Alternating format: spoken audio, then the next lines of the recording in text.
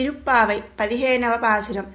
எல்லே இளங்கிலியேயுன்ன முரங்குதியோ சில்லென்றலை ஏன் மின் நங்கை மீர் போதருகின்றேன் வல்லையுன் கட்டுரைகள் பண்டே உன் வாயுரித்தும் வல்லீர்கள் நீங்களே நானேதா நாயுடுகா ஒல்லை நீ போதாய் உனக்கென்ன வேறுடைமை எல்லாரும் போந்தாரோ போந்தார் போந்தெண்ணிக்கொள் வல்லானை கொன்றானை மாத்தாரை மாத்த கிளிக்கா వల్లానై మాయనై పాడేలో రెంబావాయ్.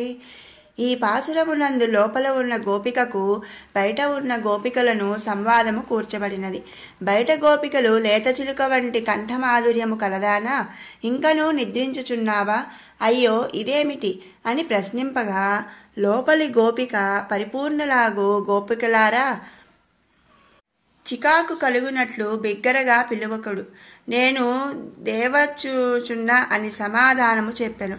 గోపికలు మరలా, నీవు చాలా నేర్పుగలదాను, నీ మాటల అందరి నైపుణ్యమును కాఠిన్యమును మేమింతకు పూర్వమే ఎరుగుదుము అని పలుకగా, గోపిక మీరే నేర్పుగలవారు కాఠిన్యము కలవారు, పోనిండు నేనే కఠినురాలను అని సమాధానమిచ్చెను.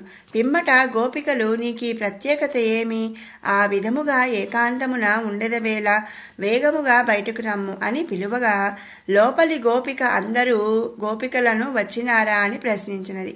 గోపికలు అందరూ వచ్చినారు, నీవు వచ్చి లెక్క పెట్టుకొనుము అని చెప్పేది. లోపలి గోపిక, సరే నేను వచ్చి చేయవలసిన పని ఏమి అని ప్రశ్నించెను.